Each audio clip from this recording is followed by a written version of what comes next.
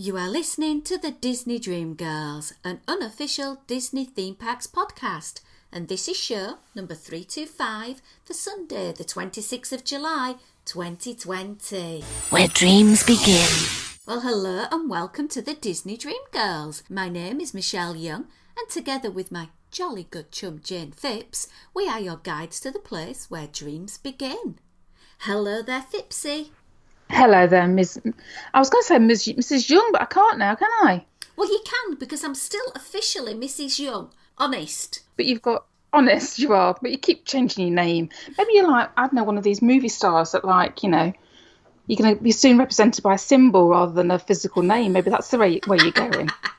Well, no, I did it purely because, one, I'd just gone past my first year anniversary, Yes. and it made hubby happy that I took his surname, but also in education it is deemed to be good practice not to be overly accessible by students on Facebook. So, Yeah. you know, to have a different name. I've got a fair few people that I know of who've modified the spellings of names or changed names, and I just thought it was about time to do that. So I have gone by my married name. I have my passport in my hand here, and it proudly still says Michelle Young, and it reminds me, expires on the 19th of February 2021, so I'm going to have to get my butt in gear and get this changed. But Jayne, Yeah. it's going back. Our passports no longer are they going to say European Union and be burgundy. They're going back to the classic navy blue, which I'm so excited about because when I first got my passport,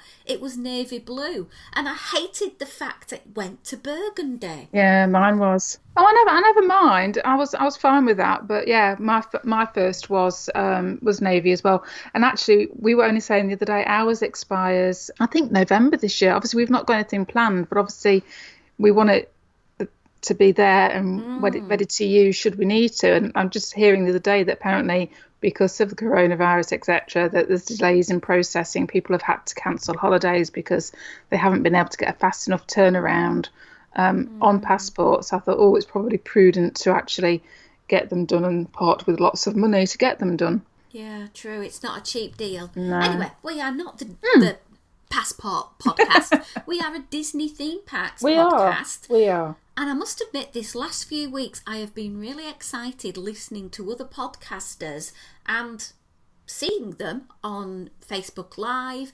sharing their feelings of going to the Disney theme parks, particularly the lovely Len Tester and Seth Kabursky, detailing what their thoughts were on the Disney parks. And I must admit, they've mentioned things and said, I think Disney should be doing this. And literally the next day, Disney have modified things. So an example is the Land Pavilion at Epcot. Originally, the structure that you go in was a bit of a higgledy-piggledy and people weren't necessarily doing a one-way system there. Disney's implemented one. Cool. I must admit, Disney sound to have done an absolutely sensational job in the parks to keep people segregated, keep people isolated from each other, to ensure that it's as safe as it possibly can be. And they've just recently tightened up that, some people are calling it a loophole, with regards to the old mask and water bottle or food item in hand.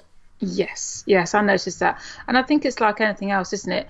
These big organisations have to be risk assessing all the time. I mean, I know from my point of view, reopening a preschool, we risk assessed, we opened, and then as we started working with it, you see things that blatantly don't work or things that actually you can improve upon. I think that's what Disney's doing now, isn't it? Is seeing how things work in practice, because you can plan these things in theory, and it's not until you actually see them up and running and see how people react to them. And that's when you perhaps have to go in and go, okay, so you're taking a bit of the proverbial with this. Let's just tighten up a little bit and make it clear in black and white what you can and what you can't do, which is, I think, only a good move. And, you know, like everybody, it's human nature to try and find a way round out of doing the right thing. People do it. And this is private property. There is, you know, if you don't want to go to Disney and follow the rules, don't go. But the rule is you have to wear a mask. End of. Yeah. And if you are not comfortable with doing that, if you have medical reasons that make it uncomfortable for you, then perhaps it's a place that isn't the right place to go to just yet. Although I do appreciate Disney have got some sort of exemptions for certain medical conditions. Okay. So for me personally, during a worldwide pandemic, I would be wearing a mask. Yeah, and I think if there were certain conditions that caused me to be exempt from, I probably wouldn't be going out anyway. Yeah, but that's us. Each Absolutely. To their own opinion. Absolutely, yeah. For me, if I was local, I now feel I would be comfortable to visit these parks, following everything that Disney has done, because I am feeling it is safe to do so. Yes. The areas surrounding the theme parks, not so. Travelling to the theme parks, not so. But neither of us live in the United States, so we can't get to either of the theme parks.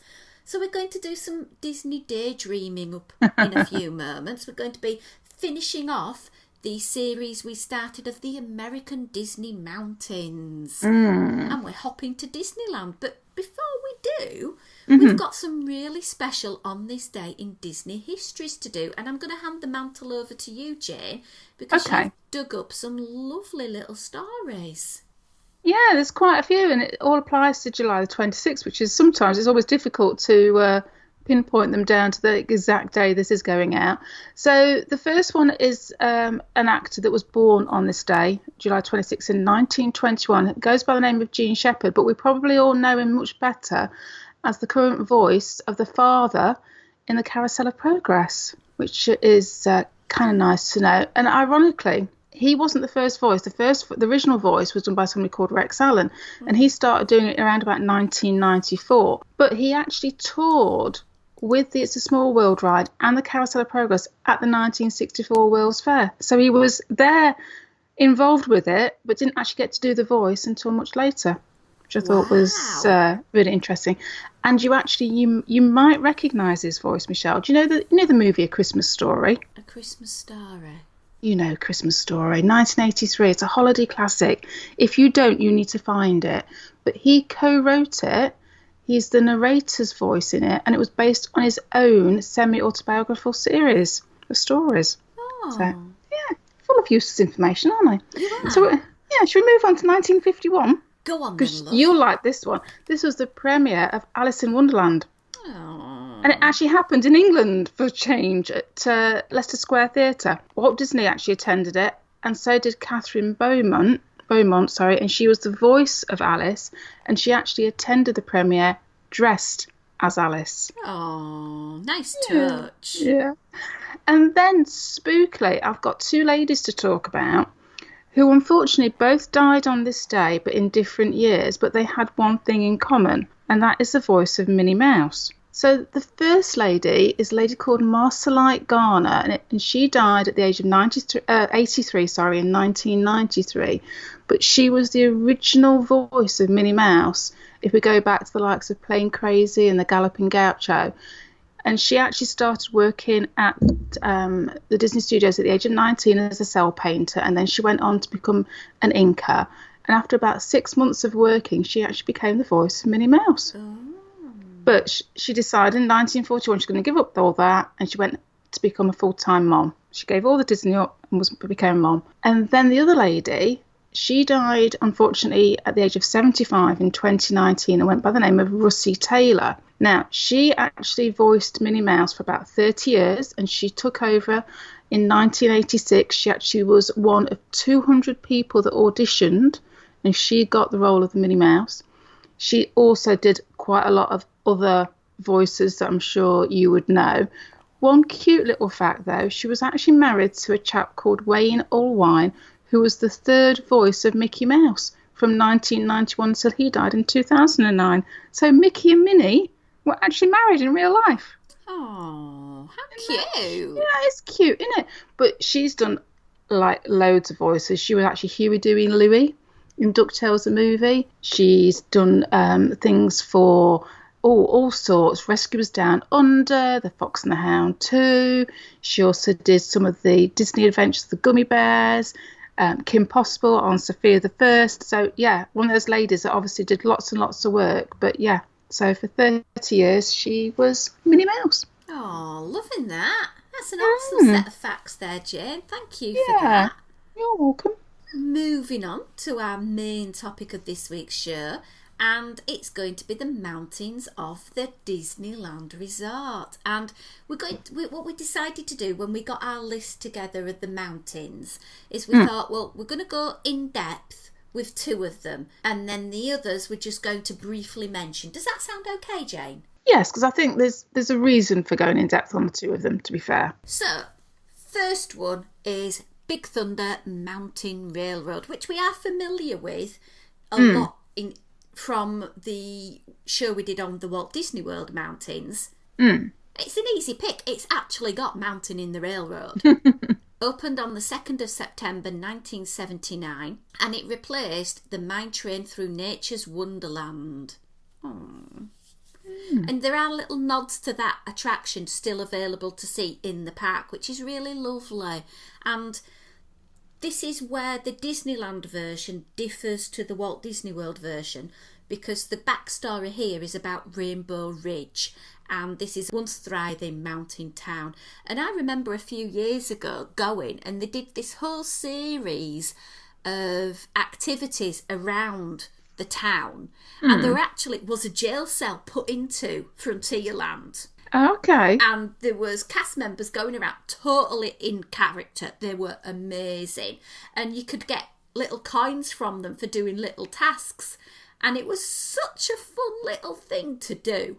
I was there with Kieran at the time, and we got him locked up in prison. He sent me to prison. Can you believe it? My own son. And no. Yeah, I've actually got a picture of myself in the Disney jail. That it was a lot of fun, and that's just one way that Disney can enhance the story of Rainbow Ridge. And there was a little bit of, rivalry between the 2 elements, and it was fun. It was really good fun. So I'd like to see more of that coming back into the parks on a limited time basis.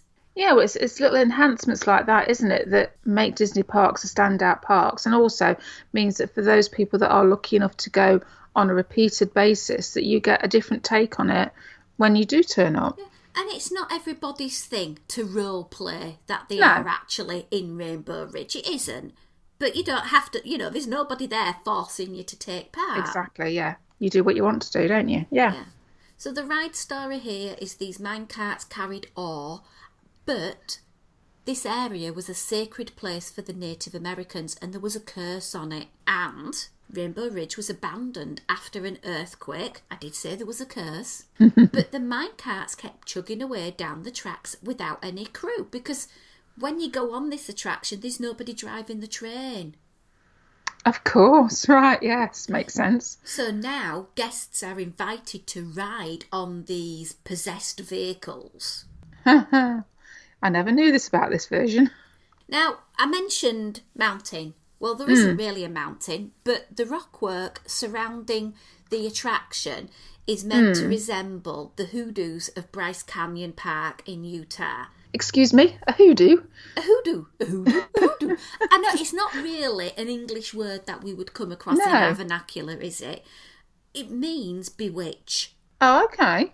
And basically a hoodoo is formed by deposition of rocks, uplift of the land, then weathering and erosion. So that makes those beautiful shapes. And I'm sure you've seen it on shows. I'm sure, Mission Impossible, you see Tom Cruise climbing up one of these. Yes, you do, yes. I've recently rewatched the documentaries of Alex Hammond and his over in Yosemite, and he practiced there. He's climbed for so many of these different formations. If you pop on over to the website, we've got some details of Thor's hammer and a picture of it to show you what it actually is like in Bryce Canyon. That's where the idea of the theming come from. So the team behind the attraction was Tony Baxter, and Bill Watkins was the ride designer, and his name's going to come up a couple of times in today's show because he was the man for the coaster rides. Uh-huh. Now, Baxter's original idea came from Mark Davis's idea for the Magic Kingdom of a Western River expedition, which was going to be like a Western themed pavilion Right. with a actual minecart coaster in it. Okay. Never came to fruition, but Tony Baxter got the idea and worked on it, and that is the attraction we see today. And I know that we love the version over in Disneyland Paris, which is another Tony Baxter incarnation. It is, yeah. I mean, it's not very often that I would turn around and say that Disneyland Paris has the best version, but I think in this particular case it probably does, or my favourite version maybe would be a better way to say it. Yeah. Technically speaking, it doesn't class as a mountain because there isn't a mountain in it, only in the title. It's 32 metres or 104 feet in height. It travels up to 35 miles per hour. It's about 3 minutes long. You've got to be over 40 inches to ride it, and there is a lap bar. Right. Now, about this film. I mentioned earlier in my introduction about the mine train through nature's wonderland. Yes. You know? Yeah. Well, that was actually based on a 1953 Walt Disney World film called The Living Desert. And did you know that won an Academy Award? Oh, right, okay. I have tried to find a copy of it online. I've not been successful yet. So if anyone who's listening has seen it, please let me know if there is a way of seeing it and watching it, because I never knew that. No. My favourite thing about this attraction is the goat. And the Disneyland version has a goat with a piece of dynamite in its mouth. And then as you see the goat, you go round a steep turn. And if you keep your eye on the goat as you turn, you are meant to have a weird sensation as you continue on the journey. And it does sort of make things feel a little bit surreal. So look out for that next time you ride on it. And if you want to ride it virtually, we've got a front seat point of view video on our website. So hop on over and have a little ride along. Is this an attraction you rode on when you went to Disneyland, Jayne? It is actually, yeah. I mean, we crack, it's going back now to 2010 when we were there. So yeah, I think we had a couple of rides on this, if memory serves me correctly. My memory is not what it used to be, so it is a little bit vague. But it's Big Thunder, so it's like it would be a ride that Jayne would do, because it's not a proper roller coaster. Well, it is, but it doesn't go upside down. So it's in my book, it's a proper roller coaster. Yeah. Well, at 35 miles per hour top speed, it's not the exhilaration as you would have on something like I don't know, the fast one, Expedition Everest, is it? No, not quite. So it's in the realm of the roller coasters that Jayne will do. Put it that way. Yeah. I love it. I love the enhancements they made with the lift chain hill, where you've got the dynamite fuse and the explosions.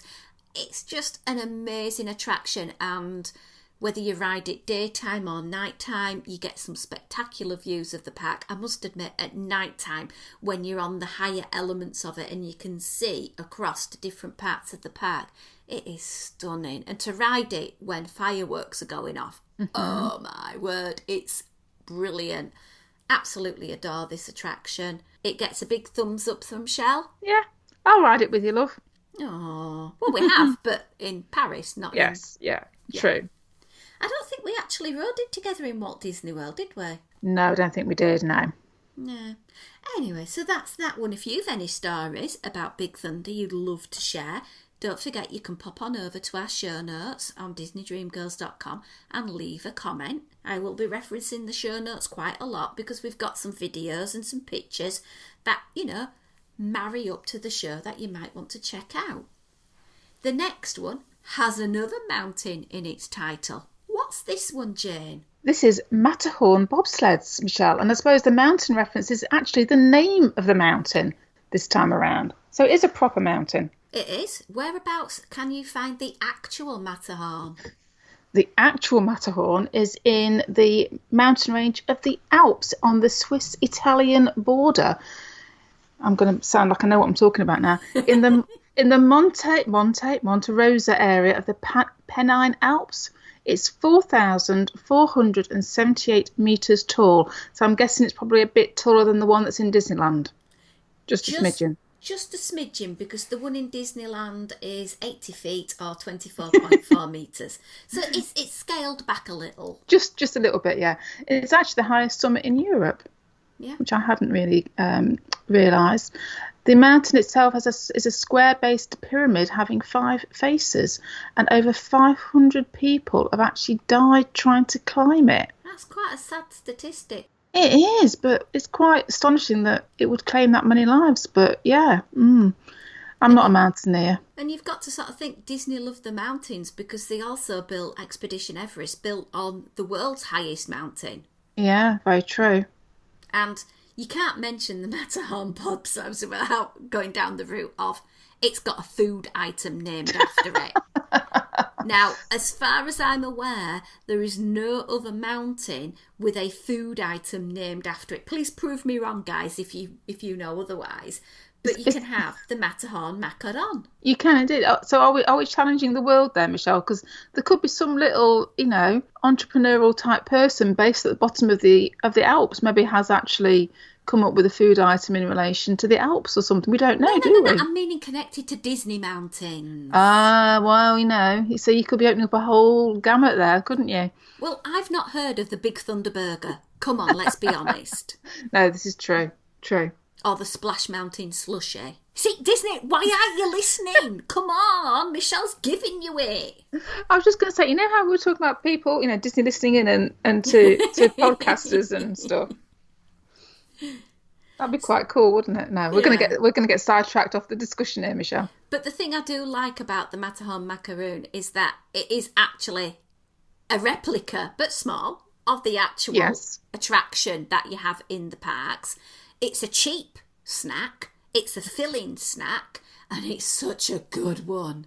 Well, I should take your word for it, because I have not partaked.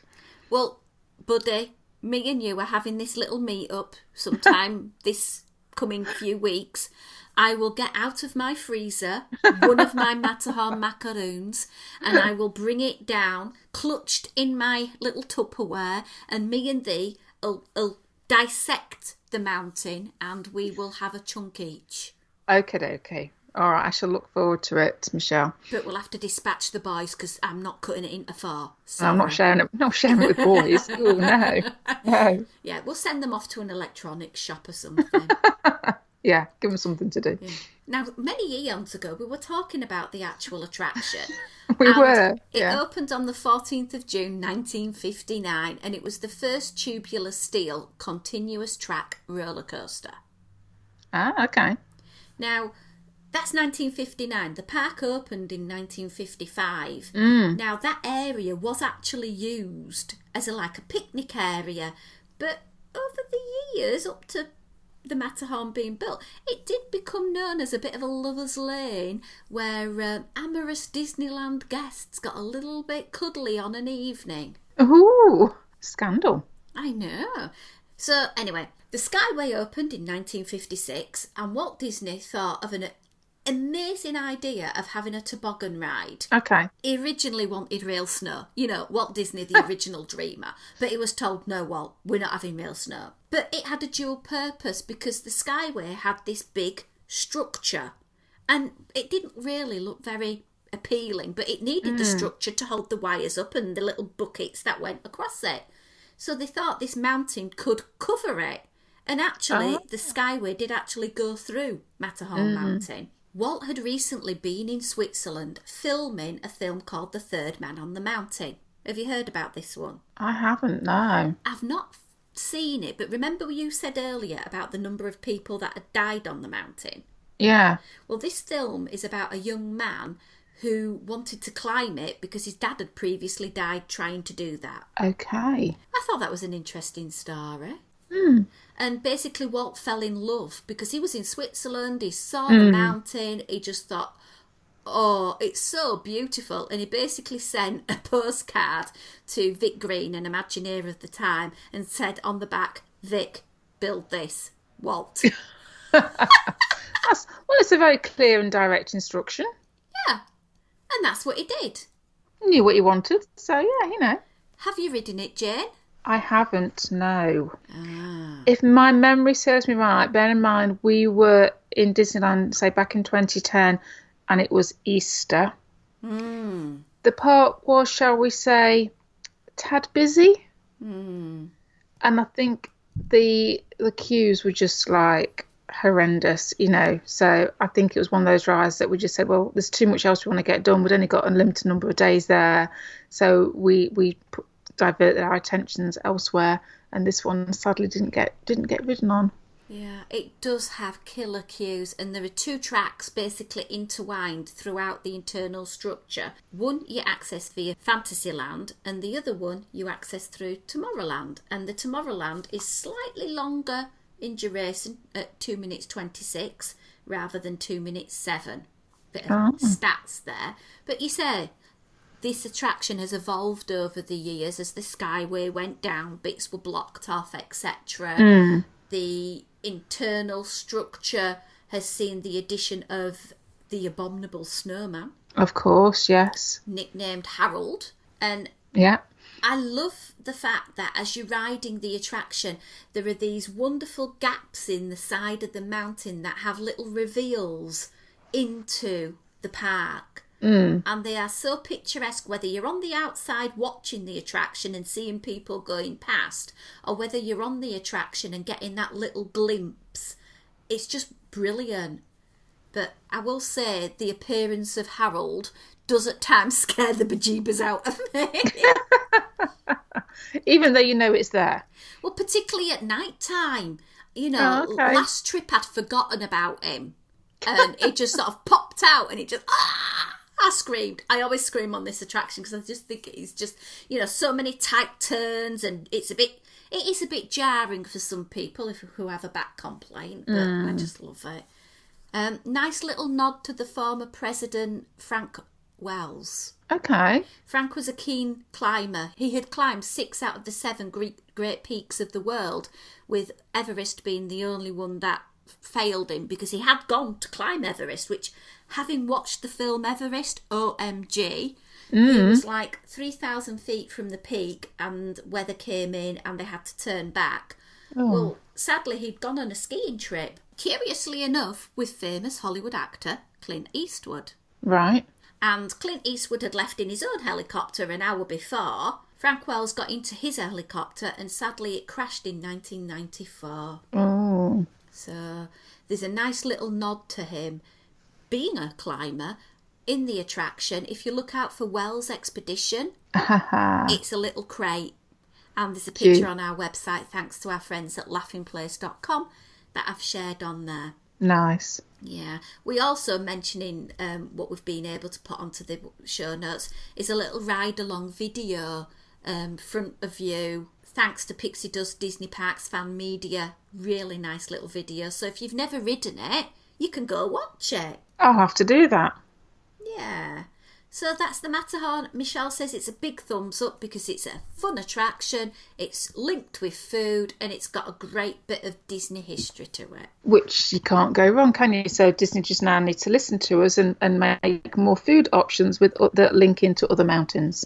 Absolutely. Now, on our previous show about the Walt Disney World mountains, we did talk a little bit about Space Mountain, and we acknowledged there is no mountain. The attraction opened here in Disneyland on the 27th of May, 1997. And there are 5 Space Mountains across the Disney theme parks, and this was the second. Okay. Each one has the same facade, but the interior is different. We know at Walt Disney World there are 2 tracks. Disneyland just have the one, and that was due to space. Oh, okay, right, yeah. And the attraction actually goes 15 feet underground to fit it all in. Did not know that. On its opening day, 6 of the original 7 NASA Mercury astronauts attended. Unfortunately, one of them had passed away, or they would have had the whole 7. The ride was designed by Bill Watkins, aforementioned ride designer, and John Hench was the lead Imagineer. And there's a nice little nod to John Hench in the attraction. If you look on the paintings, as you're sort of going, like the markings, if you look for Bay 12, Command Module, Captain J. Hench. Now, for me personally, I love it when this attraction has overlays, and you've got Ghost Galaxy for Halloween normally. It's had Hyperspace Mountain. And I like it more because it's got onboard music and you sit side by side with the person next to you. And I just think that is better. I prefer to have the over-the-head restraint rather than the lap one that you've got in Walt Disney World. I hate the fact that I can never remember where the photo is on this one. It always says, where's the picture? Where am I looking? Because I sometimes look the wrong way. Hey-ho. I just absolutely love it. It is an awesome attraction. It made my Christmas day to be broken down on this attraction the other year and have a ride on it with the lights on, which I will be sharing on our website as well. So do go and have a look if you want to see that. As Jayne, you've never ridden it, I can't really sort of say much more about it, apart from I have embarrassingly been refused to ride on it. Why? What were you doing? Or what were you wearing? Or what? Why? Well, as you get onto the vehicle weighs the people on board so that it doesn't catch up with the previous train that's gone ahead of you. Right. So if you weigh too much, you actually set off like a few inches or so, and then the vehicle sort of slides to the left, and you have to get off, and they have to reconfigure the vehicle so that you've not got enough in. And it is the ultimate walk of shame. No. Yeah. Oh, I don't know what to say to that, Michelle. I know. But the cast members are very, very good at distributing the weight of guests, and normally you would not know that actually happens because they'll leave the odd row empty or the seat empty, etc., to make sure that it doesn't happen. And so that's just something you might not have known. Yeah, it's quite interesting because there are those times when you see rides in general being loaded and you go, why have they not filled it up, or why have they left a gap, or, you know. So it may be that this applies to other rides as well, potentially, I don't know. But that does kind of give you a reasoning now for when you see abnormalities like that and go, oh, right, okay, maybe that's the reason why. Yeah. If you are with somebody who has accessed the ride via the guest assistance service, you actually don't go down the main queue and you wait for this vehicle that's actually parked at the side. You board it and then they slide it along and join it to the tracks, and then you go off on your way. So I think that's, Disney all-encompassing, allowing people who have got differing needs to be able to gain access to their attractions. Yeah. The next one we're going to talk about is Splash Mountain, and as Jayne found out through doing a bit of research, what was it originally going to be called? It was going to be called Zippity River Run. Ooh, a big nod to the film and the song. Obviously, yeah. I did know a little bit about the changing of the name because when they were come up with the idea and they're trying to get to sell it, and it was being sold to Michael Eisner, and apparently he had his 14-year-old son at the time, and they were having to present to him as well. And they loved the idea of the actual ride. They just didn't like the name. And at the time, there was the movie Splash with Daryl Hannah as the mermaid. And Michael Eisner wanted to capitalise on the success of that movie. And his original idea was he wanted to have Splash in the title and to have an animatronic mermaid in it somewhere. Yeah, basically. So what happened was, well, no, we ain't having the mermaid, thank you very much, but we'll take your idea of Splash and we'll incorporate it. And actually, by adding on the name Mountain at the end of it, it kind of summed up a little bit more about what actually happens on the ride, because obviously we know we have the big splash at the end and we're going to get wet, so it kind of felt more in keeping, and they were actually quite pleased that they changed the name ultimately because the name kind of fit what the mountain does better. So there you go. Nice little story there. We all know the lead Imagineer was Tony Baxter. He had this idea while stuck in a rush hour traffic jam, and it just came to him. And as Jayne said, it incorporated bits and pieces of ideas, and it uses the animatronics from the previous attraction, which was America Sings. And it'd be interesting to know, as it's going to be rethemed around Princess and the Frog, whether any of those animatronics will be rethemed again. It would be nice, wouldn't it? Either to keep, I suppose it's twofold actually, to keep those original America Sings ones and retheme them, and then any new ones that were added for Splash Mountain on purpose, then to keep some of those, to keep that sort of, I don't know, longevity going, that almost like a tradition of repurposing animatronics so that us nerds can ride these rides in the future and with a nod and a wink go, I know what that one was originally, type of thing. I think that's quite, I like feeling a bit superior when I'm going around rides and knowing these little bits of information that the majority of people don't know. Yeah. Any incarnation of Splash Mountain, I love. I love the Walt Disney World one. I love the Disneyland one. It's a fun attraction. I don't like getting too wet on it. Yeah, well, I think that's the point, Michelle. Yeah, it is the point, but there's getting wet and there is getting absolutely soaked to your skin. And when I typically have been to Disneyland, it's been over the Christmas period. And sometimes Mr. Stephen Klamowska has persuaded me to go on it at 9 o'clock at night, and it's a bit chilly. And literally, you feel like you're going to freeze to an ice cube when you come off it. But Disney do sometimes change the amount of soakiness that you can be exposed to on this attraction. Well, I must admit, when we were there, we did ride it a fair few times, and I seem to remember one evening Ethan was desperate to ride it, so he actually went on with my dad. So it was Ethan and his granddad went on, and while we found something else to do, I think we went shopping, because what else are you going to do? And I remember them coming off, and I think they'd even put ponchos on or raincoats on, and they were still rather soggy, and we ended up jumping onto Winnie the Pooh and riding that like back to back because it was nice and warm in there, trying to get them dried off. It is nice that you've got that just over the road, isn't it? Yeah. So it was quite funny. You're now wet and cold. Well, it's your own fault, but okay, then we'll go and ride Winnie the Pooh. Oh, I do remember when I was in Walt Disney World saying to Tom, "Oh, come on, let's go and ride Splash Mountain." And then I was looking round when I got off for the sweet shop, like there is in Disneyland, but there isn't one in Walt Disney World. And it was like looking at me puzzled. He says, "Shell, there's no sweet shop down here, and there's no Winnie the Pooh ride." But yeah. Oh. It'd be interesting to see what's happening. We've all seen the queues of people in Walt Disney World waiting to buy up their merchandise, but the ride's supposedly not closing for at least 18 months-ish. Well, yeah, I mean, we know it's going to be rethemed, but with a lot of the other attractions that were due to be either developed or rethemed or refurbed now not happening, it's going to be interesting to see what the knock-on effect of all that planning is going to have on something like Splash Mountain, with it being such a big attraction in all the parks that it's in. It would be a shame to take that down for a large amount of time if you've also got other things that haven't happened or are also not in the best state because they haven't been able to refurb them. So I wonder if this might take longer to happen than we perhaps initially thought. I don't know.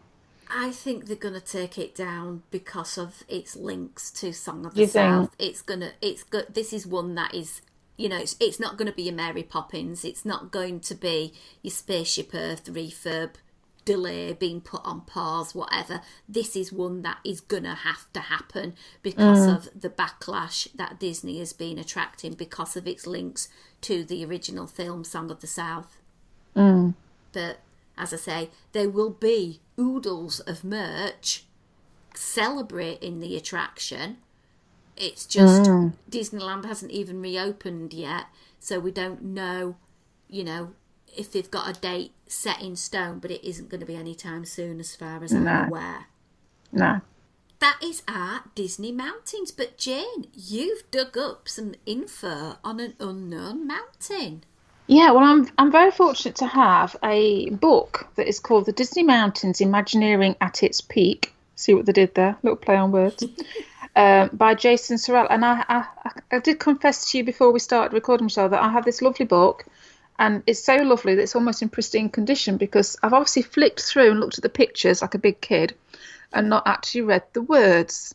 So I'm now going to do some reading for you to prove that I can read. So this is a mountain that was called Candy Mountain. Now, this was due to be at Disneyland, so you're probably going to have a better idea than I will of when I describe it, where it was likely to have been, if that makes sense.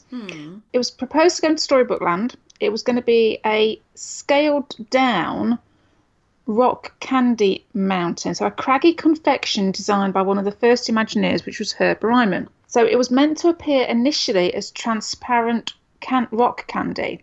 So it would have been a crystal kind of mountain, which would have looked beautiful. But then Walt said, and I quote, "Wait a minute, we're not going to be able to keep that thing clean with all the smog and everything else down there."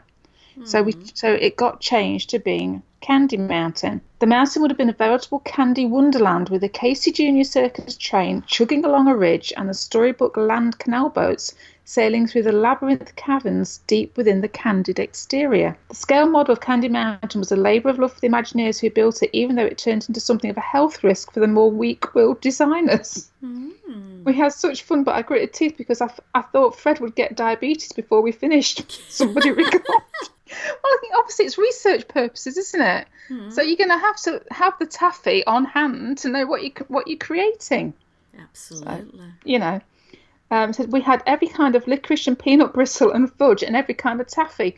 Walt had some ribbon taffies custom made for us. Oh. I just think it's kind of funny that they were surrounded by taffy and candies all day long. So so this is like, I'll try and grab a photo of the picture, Michelle, and see if we can put that into the website as well, because all there is a drawing, and you can see that the effect that they were going for with this train track going round the mountain, but it was all lollipops and candy canes and that type of thing. But unfortunately, it never came to be.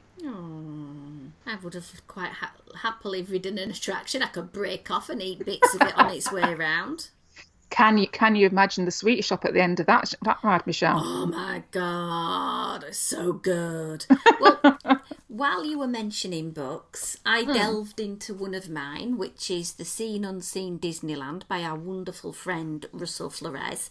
And he's got a little bit of info which links into the Matterhorn bobsleds. And many eons ago, the park used ticket books so that guests could buy these packs, and then they chose the attractions they wanted to ride and hand the ticket into a ticket booth. And throughout Disneyland, they have reimagined the ticket book. So when you're going into the queue for the Matterhorn bobsleds, you'll see one of the actual booths where you handed in your ticket books. And that's nice because it's got all sorts of links to Switzerland on it, which is lovely. And again, it's nice to see that there are little bits of the Disneyland past that have kept in and allowed the park to naturally evolve with these little nods. Yeah. So, well, as we've said, we're going to wrap up this week's show.